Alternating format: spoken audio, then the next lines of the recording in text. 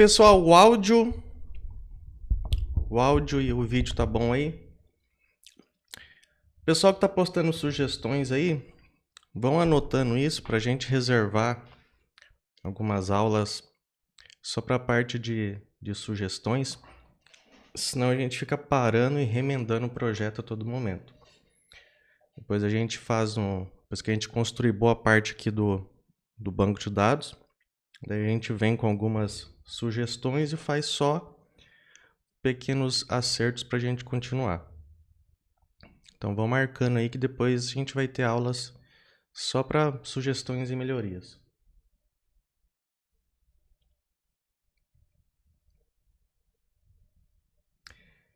Galera, o seguinte, ó, eu tava olhando aqui, o que a gente tem que fazer? A gente tinha parado, né? Na última aula tinha caído aqui a internet, caiu geral minha internet aqui, complicou tudo.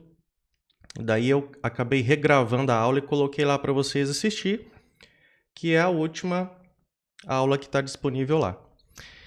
Então, estava dando uma olhada aqui, a gente parou aqui nesse projeto do Mentoria, na parte do modelo, tá? Se você assistiu lá a última aula que eu deixei gravado, a gente chegou aqui até na parte do endereço, tá? E daí, de acordo aqui com o nosso diagrama, a gente tem aqui um enum para fazer ainda, um tipo endereço aqui, ó, um enum. Então a gente vai começar por ele, vamos fazer aqui um enum, tá? Depois, a melhor parte para a gente fazer, depois é partir para fazer o usuário e o usuário acesso, que ele é bem chatinho de fazer por causa de algumas anotações e de uma tabela que a gente vai ter que colocar no meio através das anotações JPA. Eu já estava vendo também, estava estudando um pouquinho o projeto, eu já tinha feito isso daqui em outros projetos.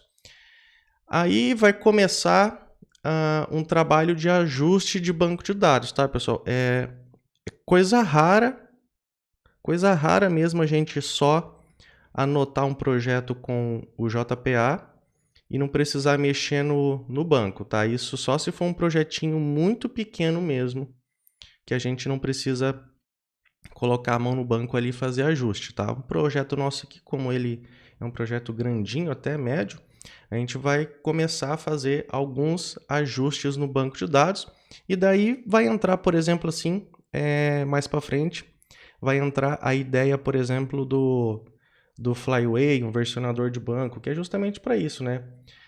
Coisas, por exemplo, ajuste de constraint, às vezes alguma constraint ou uma foreign key, alguma coluna, às vezes que é criado errado pelo JPA, então alguma restrição, algum ajuste que a gente tem que fazer, que não é possível com o JPA, a gente vai começar a colocar a mão direto no banco. E um dos ajustes que a gente vai fazer é deletar uma constraint que é criada errado, tá? Aí vocês vão ter uma noção de como que a gente começa a trabalhar com um banco, tá? Porque a gente vai começar a criar as tabelas com o JPA e ao mesmo tempo vai acertando elas com SQL. E esses acertos de SQL a gente vai guardando em um arquivo dentro do projeto para depois a gente colocar o Flyway, tá? E a gente travar uma versão de banco. Depois a gente vai começar o quê? Vamos criar aqui enums, a gente vai enums para a tabela de conta receber, vamos criar a conta receber, o enum de conta pagar e a tabela de conta pagar. Tá? Essa parte do usuário vai ser um pouquinho mais demorada, então eu acho que nessa aula a gente consegue fazer toda essa parte aqui, certo? Que é a continuação da aula passada. Então, começando aqui a partir do endereço, o que tem aqui no nosso diagrama aqui? Ó? Falta aqui, ó, o endereço. Ó. Tipo endereço. Esse endereço aqui, a gente tinha analisado que é um enum, certo? Como que a gente começa a criar essa parte aqui? Primeiro a gente tem que colocar uma estrutura aqui no nosso projeto. Tá? Não vamos colocar um enum aqui dentro do pacote de models aqui, tá? De models, ó. Tá? Aqui nessa parte de models aqui é onde fica as tabelas aqui anotadas com @entity. Normalmente a gente vai pegar a gente coloca isso em um pacote diferente, tá? Dá um F2 aqui no pacote, só para a gente reaproveitar esse endereço. Vem aqui no Java, dá um new, vem aqui em outro, coloca aqui, ó, package, tá? Vamos criar um pacote.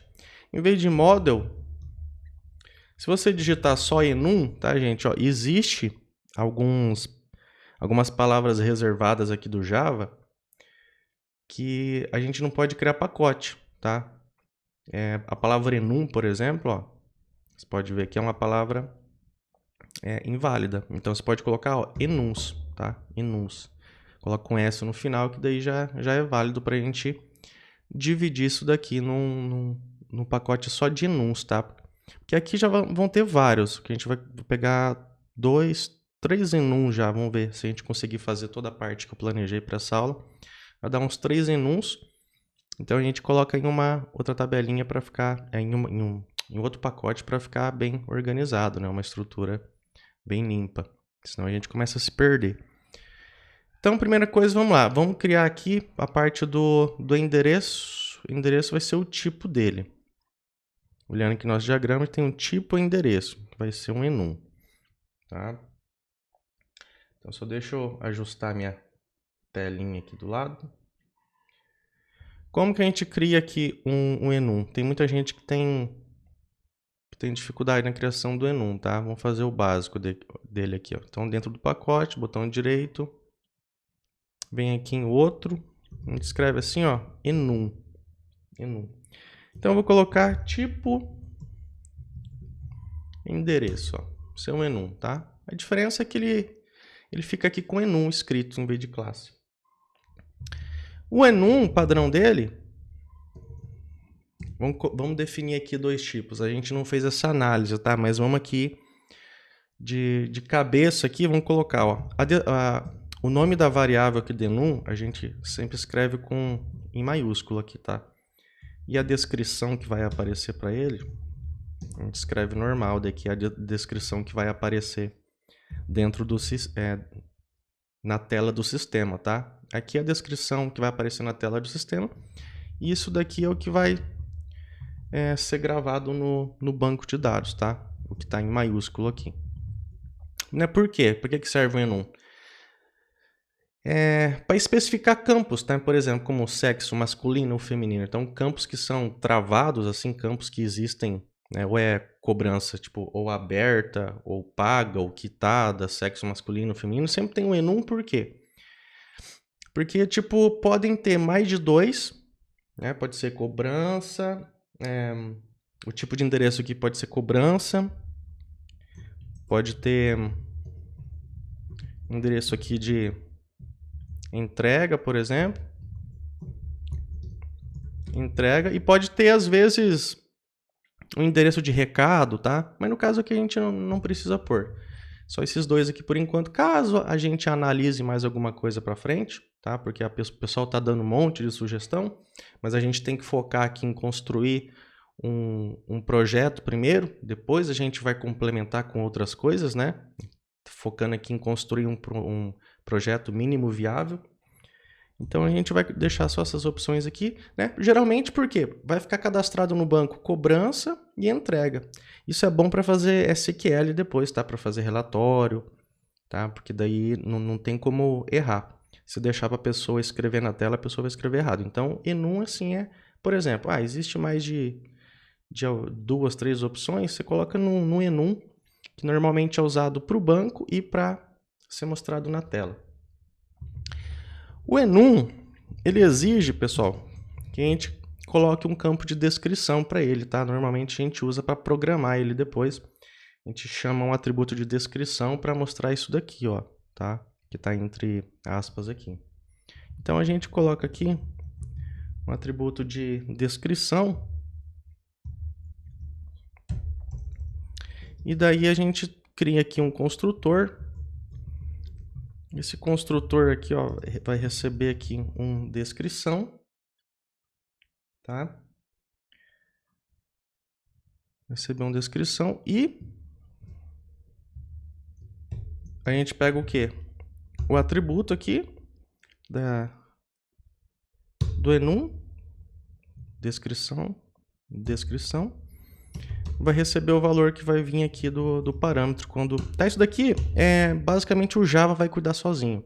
Só que a gente precisa construir ele, tá? Tanto que se a gente não tiver esse construtor, ó, o enum vai dar um erro aqui para você, ó. Tá exigindo um construtor que recebe um atributo string, ó. Tá ali naquela faixinha amarela ali, tá? Então a gente tem que ter esse construtor aqui. Normalmente, a gente, além do construtor, caso a gente venha precisar chamar o atributo descrição em algum local do projeto, a gente já pode deixar aqui o guest descrição implementado. E para mostrar na tela, isso lá para frente, tá? Mas isso aqui por padrão já resolve muito problema. O toString, se a gente não implementar ele, pode acontecer do enum, ou vai mostrar aqui em maiúsculo ou vai mostrar essa descrição. Então a gente tem que definir o que vai mostrar para a gente por padrão, tá? E daí a gente pode pegar aqui, ó, x. Tá? Pode definir aqui que a descrição padrão aqui desse enum vai ser o que ele receber aqui na construção, tá? Normalmente vai ser isso aqui, tá, gente? E daí o Java se vira sozinho. Mas a construção do enum é isso daqui, ó. Você tem os valores, aí você tem um atributo para carregar a descrição dele e um construtor, e um toString. Isso daqui é o padrão da construção do enum. E daí, lá na nossa parte do endereço, endereço aqui, ó, a gente tem que mapear ele com o JPA, tá? Daí a gente tem que fazer isso aqui, ó, private, vamos ver como a gente escreveu com tipo endereço, ó, tipo endereço, aí arroba aqui é enumerated, escrito dessa forma aqui, ó. E dentro dele a gente vai ter que passar o tipo que a gente quer, que é o string, tá? Daí o JPA vai trabalhar com essa descrição aqui, ó, para gravar no banco, tá? Que é string. A gente precisa daí do set tipo endereço, get tipo endereço. E daí, pessoal, sempre que vocês estão criando aí um atributo novo, uma tabela nova, cria e já roda, tá? Para vocês saber aonde que tá dando erro, se der erro, tá? Porque eu vejo que tem gente que sai criando um monte de coisa, depois roda.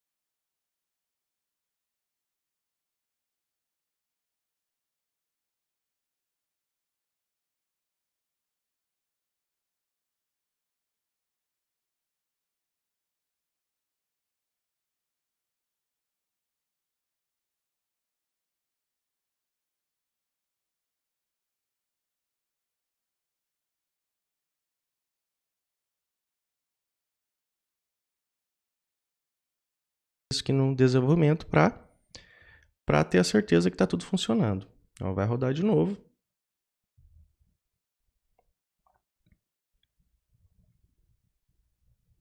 Ó. Como às vezes roda em debug, ele cai num breakpoint aqui, você só dá um F8, tá? Depende da versão do Java, ele tá dando... Ó, criou aqui, ó, tipo endereço, viu? Perfeito. Essa é a nossa coluna. A gente marca aqui, ó, como ok aqui na nossa sequência, tá? E agora, a gente vai partir aqui para essa parte do usuário e usuário acesso. A gente já tinha feito Vamos olhar aqui. Nosso projeto a gente tinha feito a parte do acesso. Ó. Parte do acesso, que é isso daqui, ó. Essa tabelinha aqui, ó. Acesso. Então agora a gente tem que criar o quê? A parte do usuário e o usuário acesso. Essa tabela aqui, gente, ó, essa tabela aqui, usuário acesso, por padrão, é claro, existem muitas formas da gente usar a parte do Spring Security, tá? Cada projeto, às vezes, usa de uma forma, cada pessoa faz de uma forma. Eu vou usar, tipo, do jeito que eu sou acostumado a fazer, tá? A gente não vai criar uma classe para essa tabela aqui, ó. Usuário acesso, não vai criar, tá? A gente vai trabalhar com as anotações e deixar o Spring, o JPA e o Spring Security se virar com essa tabela aqui. A gente vai pegar através da parte das anotações, tá? Por quê?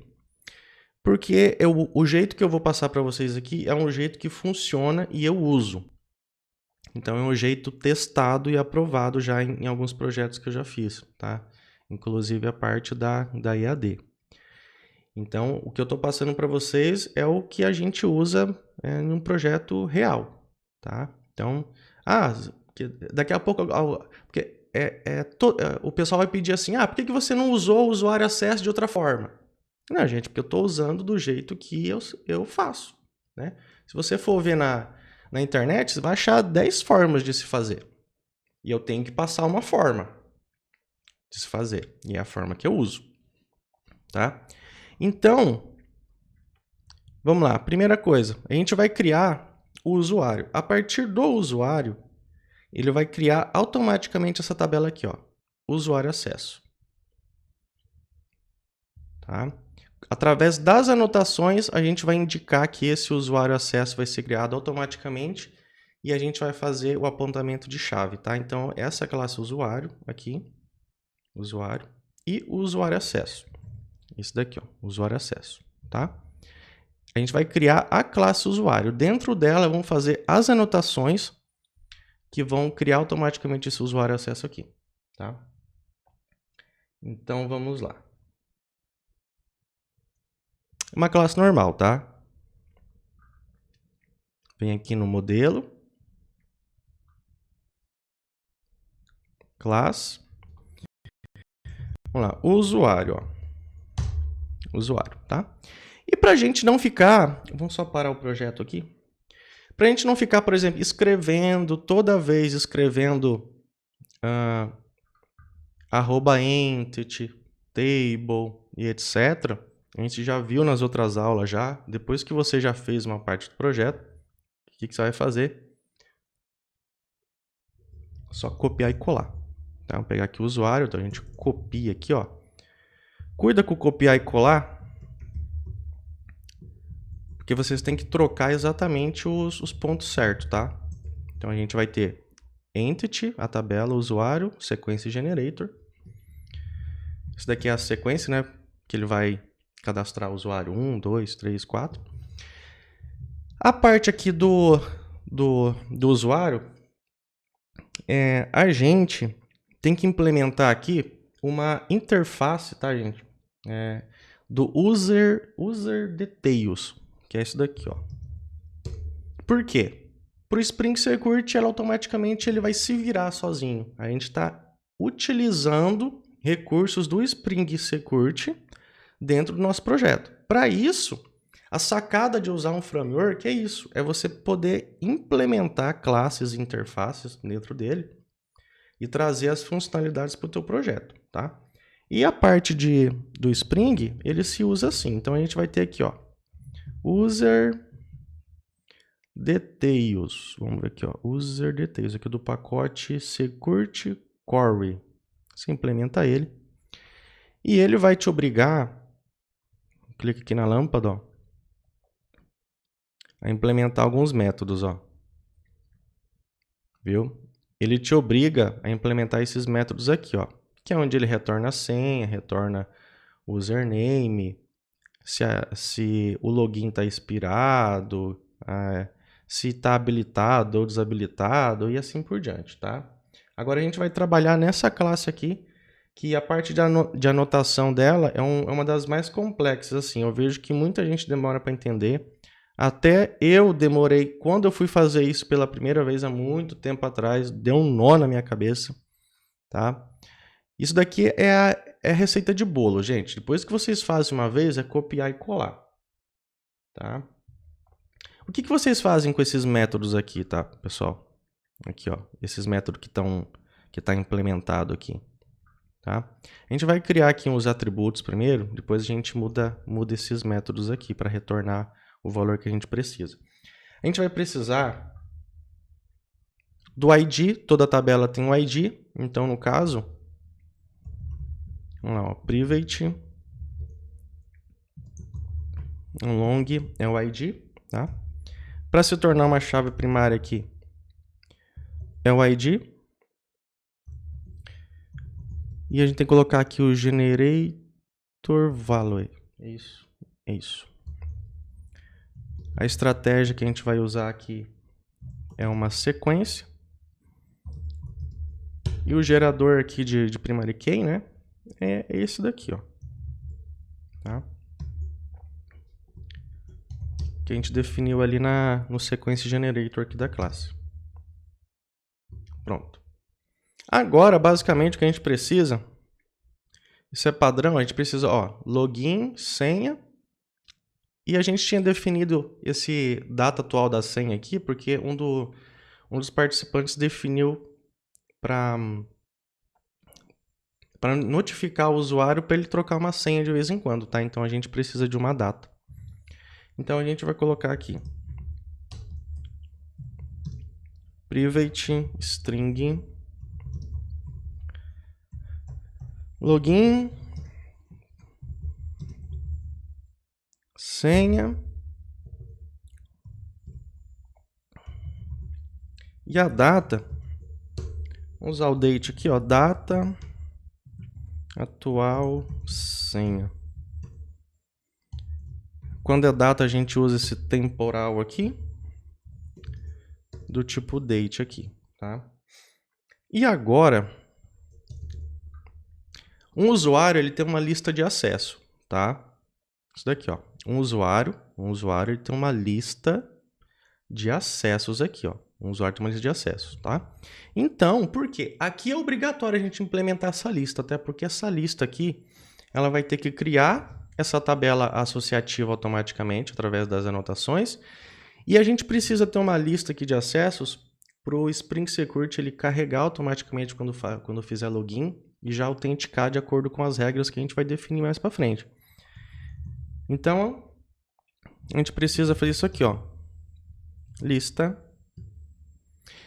Vamos ver o nome que a gente definiu. É acesso aqui, ó. É acesso. Para a classe acesso. Acesso. E daí, a variável é acessos mesmo, né? Não tem que inventar nome aqui. Não dá para inventar moda. Essa coleção aqui, ó. Agora a gente vai mexer nesses métodos. Depois a gente volta aqui e vamos trabalhar as anotações que a gente tem que colocar em cima dessa nossa lista, tá? Esses métodos aqui, essa parte aqui, ó, gravem bem. Essa parte aqui, ó, de autoridades, ó, quando fala autoridades dentro do Spring Security, vamos lá, autoridades dentro do Spring Security, isso aqui são os acessos, tá? São os acessos.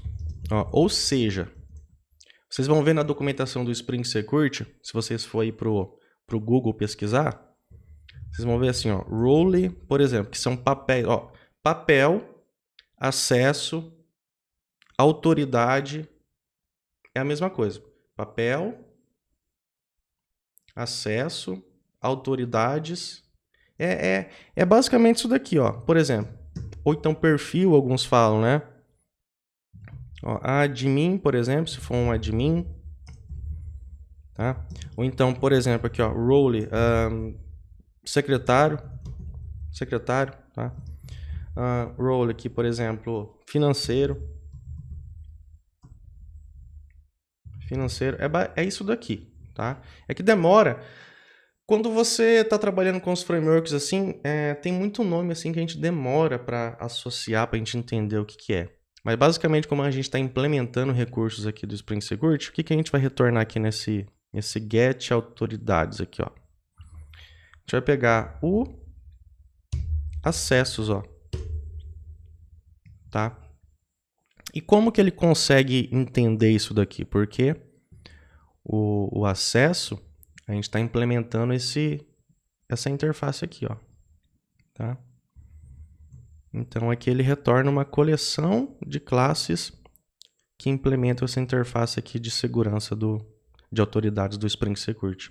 Tá? Nesse método aqui, ó, que é a senha e username, a gente vai pegar tis.senha. Username aqui vai ser login. Por que a gente faz isso? O Spring Security fazer mágica para a gente depois. Tá? E esses métodos aqui, eu vou tirar essa descrição aqui em verde para ficar mais limpo. Tá? A gente coloca tudo verdadeiro aqui, porque senão mais para frente a autenticação não vai dar certo se estiver como falso, né? Por exemplo, habilitado ou não habilitado, tá? Se isso aqui tiver false, por exemplo, o Spring já vai dar tipo um acesso não autorizado para a gente, tá? É claro que ele vai verificar login, senha criptografado e tal, mas ele também verifica esses métodos aqui. Agora a gente vai partir para a parte complexa, que é essa lista de acessos aqui, onde a gente vai mapear ela e vamos criar automaticamente essa tabela aqui, ó, de usuário acesso e fazer as referências de chave, tá? Essa luzinha amarela aqui, pessoal, é do Java mesmo, da IDE, ele pede para implementar aqui esse nosso serial version UID aqui. Isso é normal, tá? É sempre bom fazer isso aqui. Eu já vi muito problema acontecer por causa disso daqui. Então é sempre bom, tanto que a IDE já reclama, já pede para você colocar, tá? Deixa eu só tomar uma água aqui que hoje eu tô meio rouco. Pessoal, quem tá travando aí, tenta diminuir um pouquinho a resolução. Coloca 720. Tenta ver se tiver muita gente usando também a internet nesse momento, né? Como a transmissão aqui em HD é um pouquinho pesada.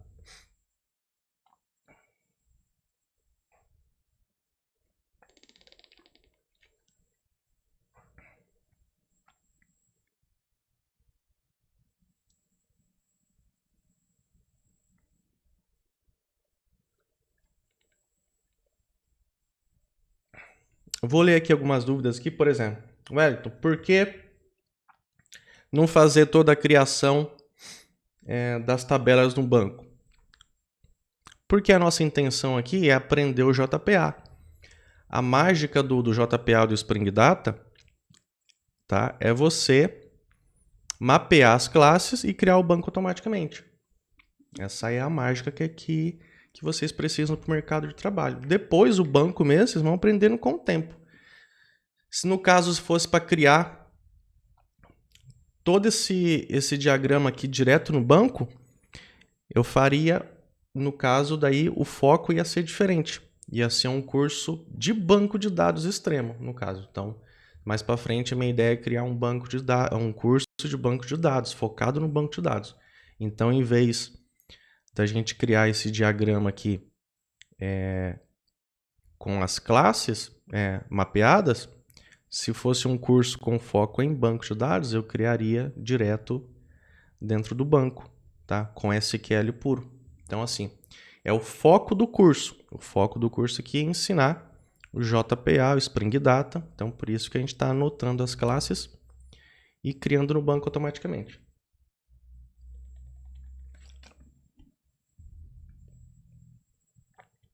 Agora, vamos lá. Então é o seguinte. Eu tô um pouquinho rouco hoje, pessoal. Rinite, tem rinite alérgica. Tá? E o tempo tá seco pra caramba. Vamos lá. Agora, é a parte mais... É uma das anotações mais complexas que vocês vão ver por aí, tá? Que é essa parte aqui. Existem muitas formas de se fazer, mas é o jeito que eu uso. E funciona muito bem para a parte de acesso. Então vamos lá. O que a gente definiu aqui, ó? Um usuário tem muitos acessos, tá? Então a gente vai vir aqui. A gente vai pegar aqui, ó, One to Many. Descrição. One to Many, tá? Vocês têm que sempre ver o pacote aqui, tá, gente? Ó, a parte do framework é... Vocês têm que olhar bem aqui na hora de importar, porque se vocês importam um pacote errado, pode ver que tem um monte de anotação parecida. Se vocês importam o pacote errado, fica dando problema. Ó, aí fica do javax.persistence. Quando fala do javax, é Spring Data e a JPA também, tá? Então, javax.persistence. E daí, a gente vai fazer isso aqui, ó. Fact type, colocar lazy, tá? Por quê? Para ele carregar os acessos só quando precisar, tá? Que é um carregamento preguiçoso. Isso aqui, ó, ele vai trazer do banco todos os acessos junto com o usuário. Assim, acho que você já conhece bem essa parte, assim ele só vai carregar quando precisar. É um pouquinho de performance, tá? Agora, vai vir um montão de anotação. O que a gente tem que fazer? A gente tem que unir as tabelas. A gente vai unir tudo isso daqui, ó. Acesso com usuário e vamos criar usuário acesso. Agora vai dar um nó na cabeça, tá? O que a gente vai fazer? Ó? Tem que fazer aqui um join table. Join table. Aí dentro do join table, a gente vai fazer o quê? Uma união de tabelas. Qual que vai ser a nova tabela aqui? Então a gente vai dar um nome para ela. A nova tabela, aqui ó, usuários underline acesso. Vou colocar aqui, ó. Tá, que é essa daqui, ó, usuário acesso. Então a gente está na tabela, a gente está na classe de usuário e a gente vai começar a mapear, fazer um join table para essa tabela intermediária aqui que vai controlar os acessos, tá? Então, porque um usuário tem muitos acessos e o mesmo acesso pode servir para vários usuários, tá? Então, quando a gente tem muitos para muitos, a gente tem uma tabela associativa, tá? Essa é uma das formas de criar uma tabela associativa. Existem umas formas mais fáceis, tá? Mas esse caso exclusivamente aqui do Spring Security, eu trabalho com ele dessa forma aqui, tá? E aqui, pode ver, se a gente der um vírgula aqui, ó, der um vírgula, der um contra-espaço, olha o tanto de coisa que a gente tem para o banco de dados, ó.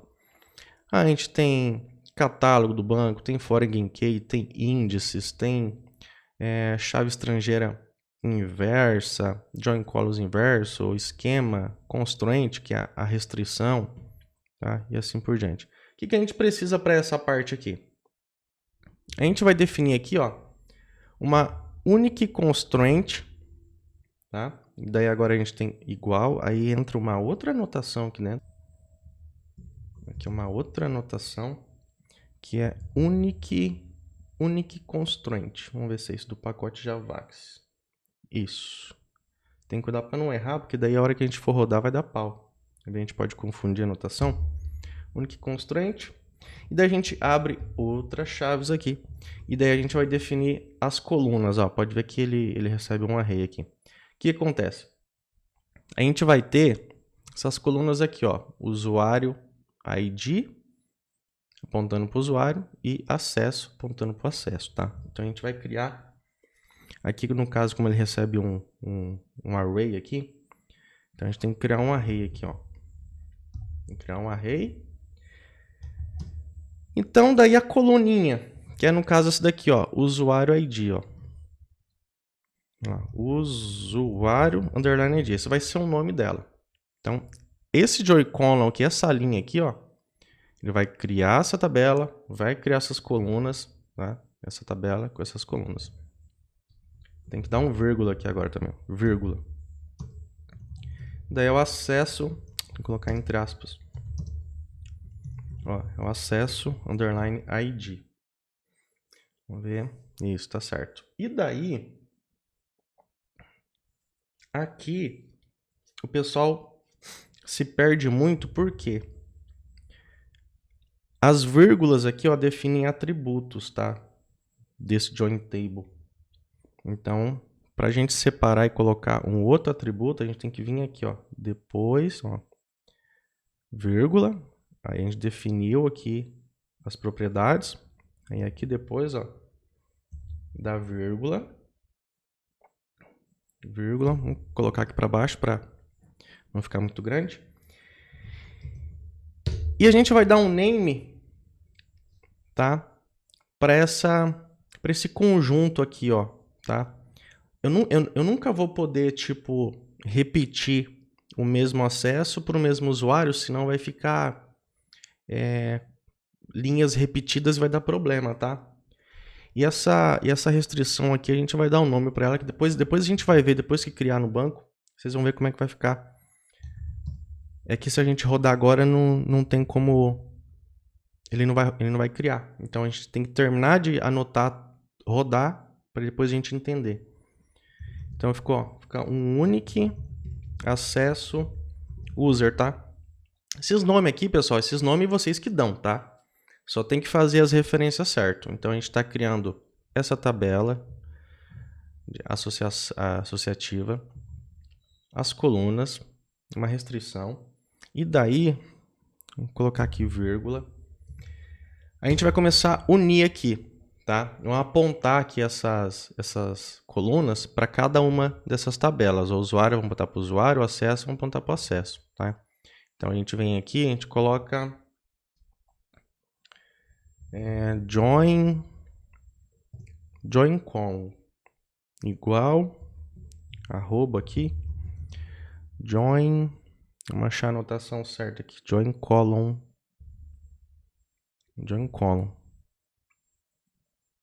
acho que é isso mesmo, tá? E a gente vai pegar aqui, ó, join column,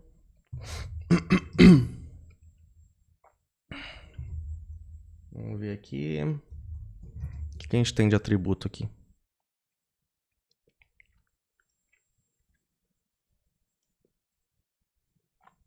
Vamos ver, join columns, vírgula, join columns.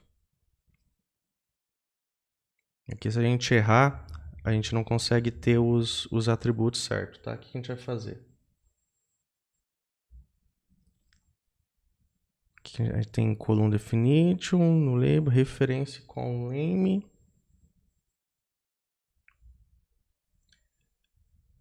Aqui eu tô achando um pouquinho estranho, vamos ver.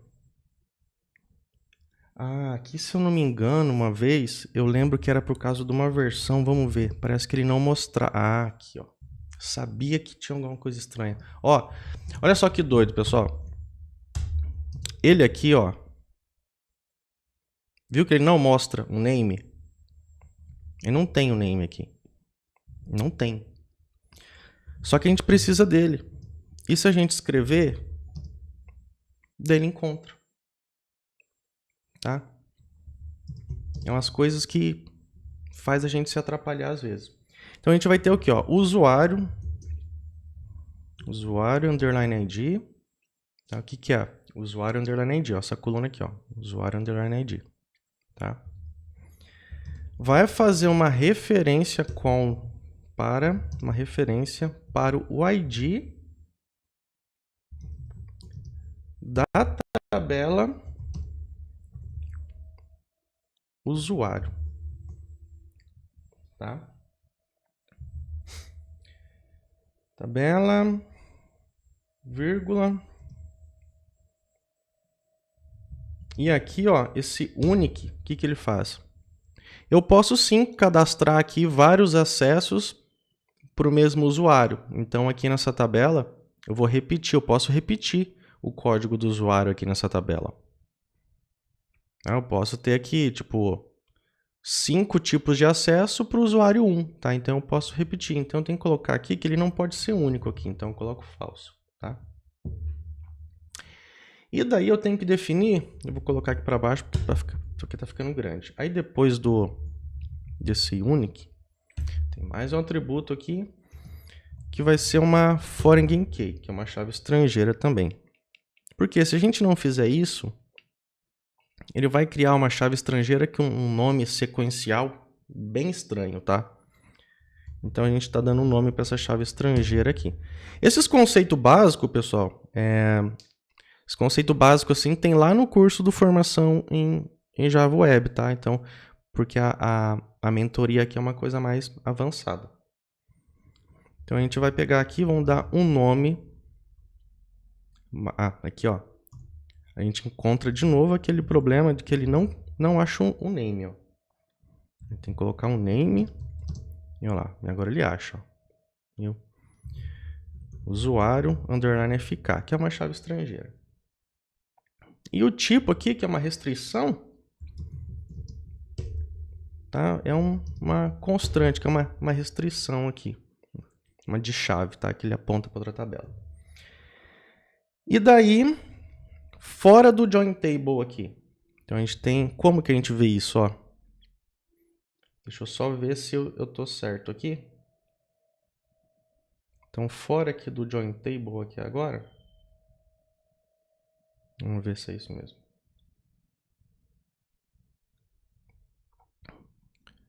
Aqui e aqui, ó. Conta 2. Depois dele. Fechou esse atributo aqui e aqui. Depois, ó. Você coloca um ponto de inserção para cá e para cá, ó. Essa é uma das anotações mais complexas que existe. Isso aqui é copiar e colar, tá, gente? É receitinha de bolo. Tem mais um atributo aqui. E agora eu vou fazer o quê? Um inverse join column. O que que eu fiz? Eu fiz a parte do usuário. Vamos pegar aqui no código. Fiz a parte do usuário, tá? Até agora foi a tabela usuário, ó. Tabela usuário, tá? Apontando, o usuário acessa apontando para a parte do usuário, tá? Então tem aqui, ó, usuário acessa. Agora eu preciso do acesso. Ligar esse acesso agora. Vou ligar esse atributo aqui, ó, do acesso. Então fiz a parte do usuário, usuário acessa. Agora tem que fazer a parte do acesso. E essa parte aqui, por que que ela dá um nó na cabeça, tá? Por causa desse relacionamento aqui, ó, de um para muitos, tá? Então eu tenho que pensar de uma forma inversa, tá? E para isso existe uma anotação, tá? Que é o quê? Enxergar o acesso lá naquela outra tabela e ligar com essa classe aqui, tá? Então a gente tem que fazer o inverse join columns, que é isso aqui, o inverse join columns. A gente às vezes para e pensa assim, mas os caras criaram um negócio complexo assim? Criaram, fazer o quê? É assim, basta a gente copiar e colar e fazer o negócio funcionar e entender, né? Entender, ele é complexo, mas fizeram assim, fazer o quê, né? Fizeram assim. E tá aqui, ó, arroba, a gente vai fazer aqui um join column aqui agora, join column, vamos ver se é isso, join column do javax.persistence, join column, isso. E daí, mais uma vez aqui a gente esbarra no problema, ó, ele não acha um name, ó. Isso daí deve ser algum bugzinho que eu já tinha visto isso daqui em algum lugar e está acontecendo de novo. Aqui a gente vai ter um name. E a gente vai ter aqui, ó, acesso underline ID, ó. Acesso underline ID, que é esse cara aqui, ó. O acesso. A gente vai apontar para o acesso. Dentro do usuário acesso, vamos ter a coluna de acesso, vamos apontar lá para os acessos. A gente precisa aqui fazer um unique, tá? Porque um acesso, por exemplo, administrador. Eu posso ter vários administradores aqui nesse usuário acesso, tá? Então, eu coloco o unique como false, tá? Porque se eu colocar como true assim, ele vai restringir pra gente e possivelmente não vai deixar a gente cadastrar vários acessos dentro dessa tabela, tá? Então, tem que ter false. Vários acessos iguais, no caso. Unique false, vírgula. Vamos fazer a referenciando a coluna name, vamos lá. ID na tabela... Opa, tem que dar um vírgula. Referencial ID para a tabela de acesso. Vamos ver se é isso. Tabela de acesso. Tá aqui, ó. Acesso. Para a tabela acesso. Vírgula. Vou colocar aqui para baixo. Arroba. Vai ser uma foreign key. É que eu errei aqui na anotação agora. Foreign key do javax.persistence. Acho que é isso mesmo. Vamos ver. Ah, aqui é um atributo primeiro, depois a anotação. Vírgula. Atributo. Isso, atributo. E agora a anotação do javax.persistence. Então, o nome dela. Abrir aqui e fechar. Name. Isso aqui, ó, acesso underline FK. E vai ter aqui o valor dela. Sempre quando é uma chave estrangeira, a gente coloca aqui uma constante. Vamos ver. E acho que é isso. Acho que é isso mesmo. Eu estava fazendo alguns testes, então possivelmente já está aqui, tá? Então eu vou dar um delete nesse acesso aqui para vocês verem. Vou dar um delete aqui, drop cascade, para você ver isso aqui criando. Acho que o usuário já tinha... Vamos ver. Vou apagar aqui o usuário também, ó. Para vocês verem isso aqui criando, tá? Drop cascade. Dá um drop, vou apagar isso aqui. Vocês vão ver isso aqui criando na prática e a gente vai entender isso daqui.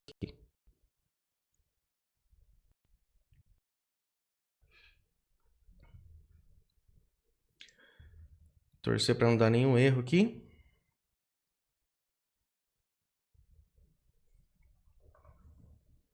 Não deu nenhum erro. Vamos aqui no banco. Vamos dar um F5. Ó, vamos lá. O acesso a gente já tinha feito, tá? Tá aqui criado. O acesso, que é essa tabela normalzinha aqui. ID descrição. Aí a gente criou o usuário e automaticamente vai ter que aparecer aqui, ó, que é o usuário acesso. Viu? Então a gente tem aqui, ó, o usuário com ID, data, login e senha. Tá? Aqui, ó, ID, login, senha e a data. Tá aqui de acordo com a classe, tá? E todo esse montão aqui de anotação aqui, que ele é complexo assim, mas é o jeito que testado já é aprovado por mim que funciona no meu projeto. E fizeram assim, né? Os caras que criaram o JPA fizeram assim.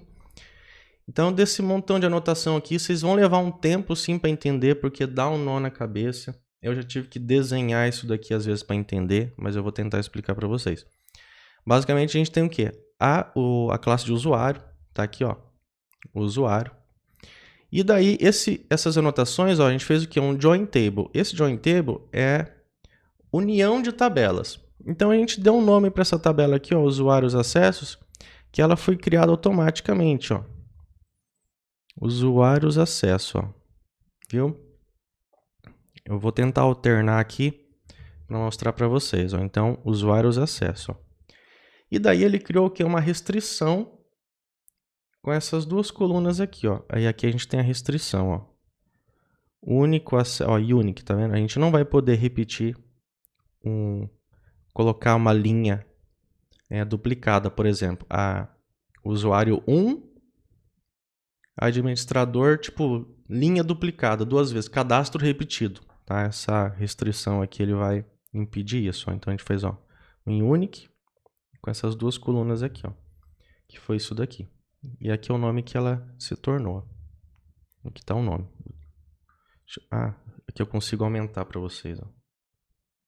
Ficou melhor. Tá? E daí aqui, ó, essa parte aqui, ó, do usuário ID, ó, tá aqui, ó, usuário ID. Então a gente pega aqui, quer ver, ó, uma constante, que é uma restrição, foreign key usuário ID, ó, usuário ID apontando para a tabela ID, apontando para a tabela, para a coluna ID na tabela usuário, ó. Então, eu vou ter a coluna usuário ID, tá aqui, ó. que é uma chave estrangeira, apontando para o ID, da tabela usuário, ó, tá? Da tabela usuário. Então, ó, coluna ID na tabela usuário. Tá? Então, tem aqui ó, a tabela usuários acesso e a referência para o usuário lá da outra tabela. Tá? E o acesso também é a mesma coisa. Ó. Eu tenho aqui ó, acesso ID, ó. Ele criou aqui o acesso ID. Então, eu vou ter aqui ó, uma foreign key, tá vendo? Foreign key aqui, do acesso ID. Acesso ID. Fazendo uma referência lá para a tabela de acesso. Para a tabela de acesso que eu tenho aqui, na coluna ID. Tá? Então, na tabela de acesso, né, tem aqui a coluna ID. Então, eu consigo ter essa referência aqui, ó. Um usuário, eu vou cadastrar tipo Alex. Vou ter lá o Alex. O seu login com a sua senha. Eu posso ter vários acessos cadastrados no banco de dados, tá? São acessos padrões, tipo secretário, administrador, etc. E eu consigo vir aqui nessa tabela de usuário acesso e fazer a associação, por exemplo. O Alex, que é eu posso colocar o acesso de administrador e de secretário para ele, tá? Essa é a função aqui dessa tabela aqui de usuário acesso. Essa daqui, pessoal, não se preocupa não que é a anotação mais complexa que a gente vai ter no nosso projeto, tá? Todo esse diagrama aqui vai ser muito mais fácil de fazer. Não vai ser esse terror aqui de anotação, tá? É bem específico esse caso que a gente tem que fazer esse monte de anotação para a parte aqui do Spring Security, tá? Então não se assustem que daqui para frente é muito mais fácil. Quem já tentou mexer com o Spring Security viu que é complexo, é difícil, mas é só isso aqui que a gente precisa. Depois, algumas classes que a gente vai precisar lá na frente, tá? Mas quem aí tem dificuldade em entender a parte de anotação, não se assustem que essa daqui é a mais complexa que a gente vai ter e a gente acabou de fazer. Depois vocês podem entender, tentar desenhar. Eu vou tentar montar um diagrama para entender melhor, fazer um desenho para vocês entenderem melhor esse relacionamento aqui, mas basicamente é isso aqui, ó, essas 3 tabelas, ó, que ele dá um nó na cabeça mesmo. As outras são fáceis, as outras anotações, os outros relacionamentos aqui é bem facinho de fazer, tá? Só essa parte do Spring aqui que é complexa.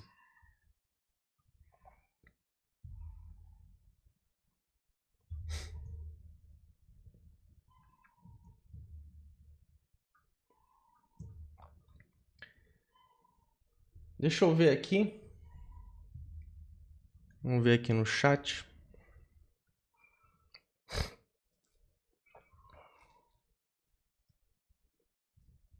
eu tomar uma água aqui que estou meio rouco.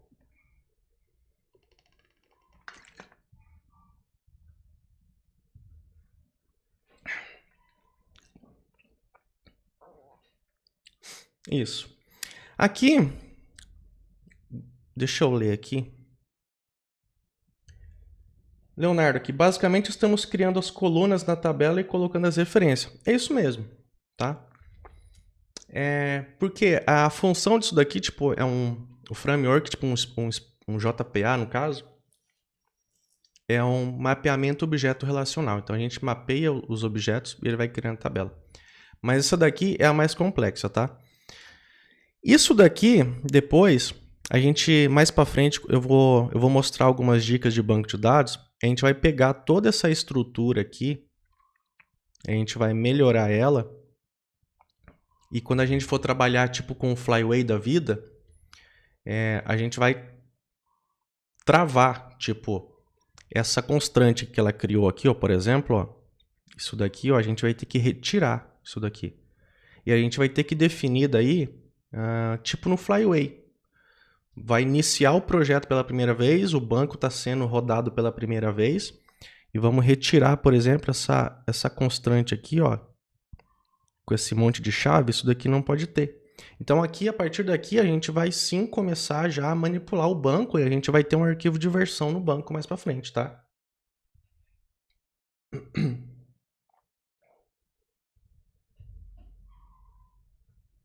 Além do Flyway, pessoal, o Flyway ele é um pouquinho chatinho para entender no começo, mas quem tem lá o meu formação em Java, naquele módulo de JSP no final, eu criei um versionador, tá? Eu criei tipo um versionador próprio, que ele ficou bem simples também. Quem quiser dar uma olhadinha lá. Pessoal, aberto para dúvida aí, eu vou ler o que tem aqui para cima.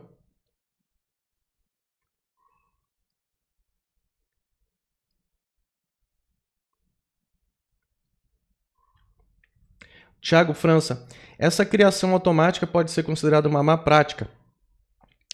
Essa má prática aqui, pessoal, é assim. Se você não domina muito o banco de dados, e você, por exemplo, não sabe toda essa parte aqui de banco aqui, aí você está tentando entender, tipo um JPA ali, né? Por exemplo, a classe aqui, vamos supor, classe de endereço aqui, por exemplo, né? Tem muita gente que está estudando o JPA, mas não sabe nada do banco, né? O que prejudica um pouquinho. Mas a pessoa vai lá e anota com @entity, só esse @entity aqui, ó. Tá? Ele já cria, ele roda todo esse SQL pra gente. Se você não sabe banco, aí você pode estudar já. Já pode ver como que funciona a criação dos campos, da tabela, e você já vai aprender no banco também. Só que em um banco de produção, essa criação automática você faz localmente. Faz local. Tá? Agora, em um banco de produção, quando já está rodando para os clientes, não pode deixar fazer essa criação automática, tá? Porque pode dar pau. Pode criar coisas inesperadas, tá? Por exemplo, essa parte aqui, ó, do usuário acesso. Se fosse um banco em produção, tipo, nossa, imagina, eu não posso, por exemplo,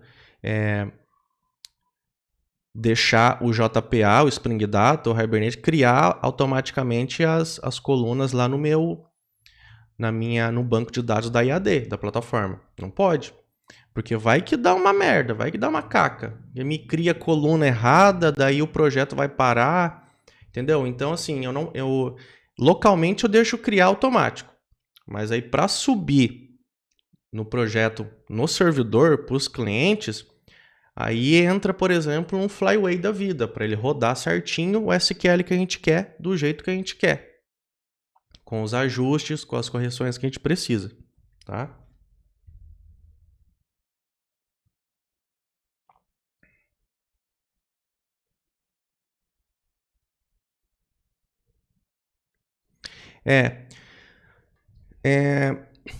Rodar, por exemplo, no banco de produção eu posso criar um script a partir do pgadmin e rodar no banco de produção, certo?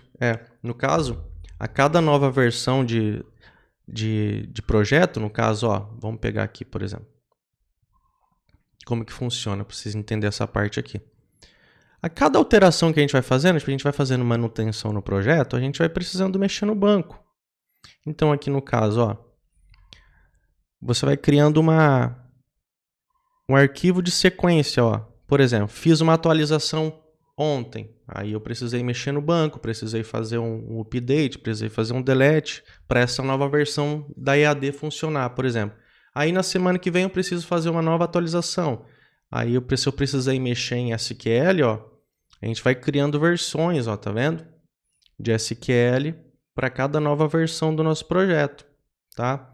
E por que a gente trabalha com um versionador? Justamente porque, ó, acontece da gente ter que fazer, ó, rodar funções, a gente tem que fazer atualizações, ó, de dados, tem que fazer, às vezes, um update, um delete, alterar uma coluna, e essas coisas não são possíveis com o JPA. Então, por isso que entra a parte de um script, tá?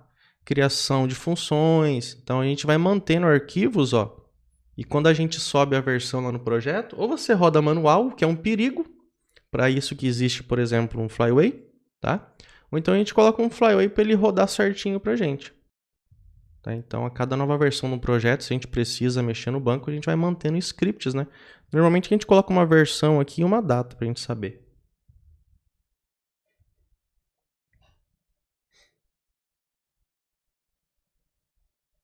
Banco de produção, gente, nossa, pra dar uma... Imagina, ó, acho que muita gente deve saber dessa história. Tipo, quando eu trabalhava com meu colega lá, tipo, banco de produção, ele deu um update sem o where lá e ele alterou mais de 200 mil dados lá.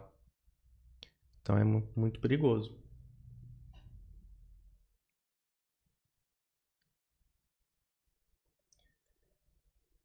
Pessoal, dúvidas? Deixa eu ver o que tem aqui para cima no chat. Leonardo, essas... Vão guardando essas sugestões. Depois que a gente terminar toda essa parte aqui, daí a gente vem com uma aula só de sugestões, só para a gente encaixar algumas coisas assim que são rapidinhas de fazer, né? Senão se a gente ficar alterando a todo momento, a gente vai acabar bagunçando um pouquinho e o pessoal tá ansioso para ver o JPA criando todas essas tabelas aqui. Então, o que a gente fez aqui? Então, vamos lá, vamos marcar aqui. Criamos, ok, usuário acesso. Aqui, e ok. Tá? A partir da próxima aula, então, a gente criou até aqui. Tá? Então, a partir da próxima aula, eu já tenho até programado aqui. Eu vou ensinar vocês. Eu tenho aqui um SQL pronto aqui, ó. Eu vou ensinar vocês a identificar, por exemplo, essa coluninha aqui, ó, essa constante que está inválida. O banco ele tem funções para isso, tá? Eu vou ensinar vocês a fazer isso aqui, ó, na próxima aula. Como que eu identifico qual coluna que está criada errada aqui, ó? Eu vou só mostrar para vocês, mas depois na outra aula eu vou ensinar passo a passo. Olha lá, ó. É um select usando funções do banco, a parte de metadados dela com colunas específicas que eu consigo identificar o que está errado nessa tabela. Que é essa coluninha criada aqui com esses valores aleatórios aqui. Tá? Então, dominar o banco é muito importante.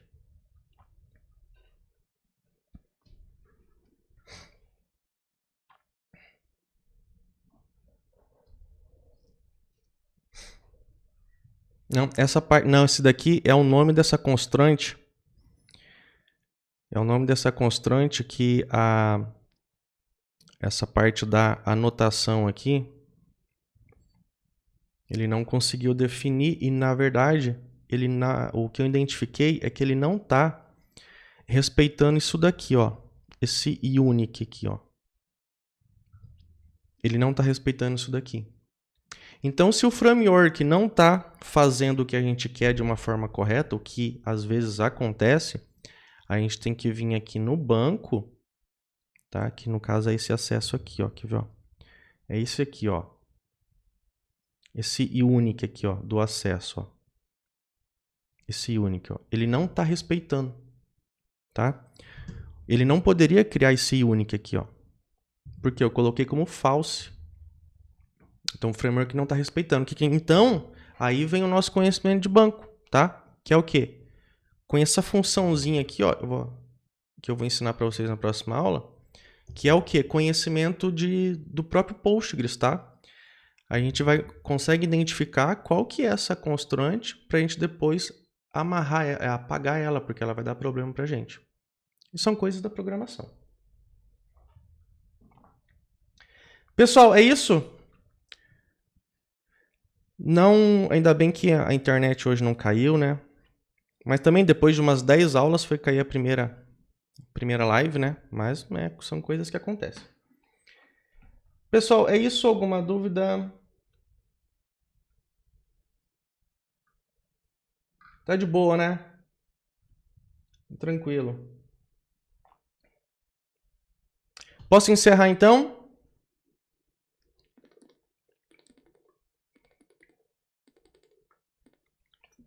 Pois eu vou disponibilizar os códigos lá para vocês, tá? Vai ter lá na abinha. Ah, tem que dar um commit aqui agora, né? Ó, trabalhando com Git daí, tá, gente? Ó, que a gente já tinha feito nas aulas anteriores. Vamos dar um... Tim. add toIndex aqui. O que esse toIndex faz aqui, pessoal? Ele adiciona essas mudanças aqui, ó. Ele adiciona as mudanças que a gente quer, que a gente fez. E daí a gente vem aqui, vai dar um commit. Ele identificou as classes. Tá? Aula, mentoria. Né? Commit push. Daí aqui ele vai enviar para o servidor online. Daí, ó. Um close. Pronto, tá salvo o nosso projeto. Aí não tem perigo mais de perder. Show, pessoal! Então, vou encerrar aqui. E valeu! E quem teve um problema com a internet, às vezes, né? Tipo, amanhã já fica disponível o replay para você assistir tranquilamente daí. Falou!